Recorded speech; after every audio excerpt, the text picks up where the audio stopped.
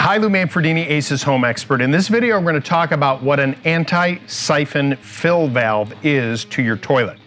Now, you may be reading or looking at stuff saying that you need an anti-siphon fill valve for your toilet. Rest assured, most modern toilets, meaning that toilets that are 25 years or even older than that, have anti-siphon fill valves. And anything you would buy at the hardware store now would be an anti-siphon fill valve. What that means is you've got the water supply coming in from the wall or the floor that connects to the fill valve of the toilet.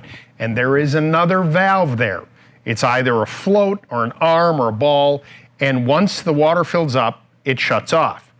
The idea is that if the water utility, meaning that your water service, were to shut down and now there was negative pressure and it was trying to suck water back from your home, the water from the tank wouldn't go because there's a valve, the fill valve itself.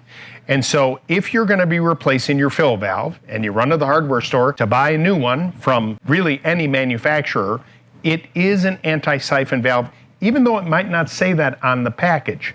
Rest assured, it's going to do the job and keep your toilet from contaminating the water if in fact the water service were to stop working.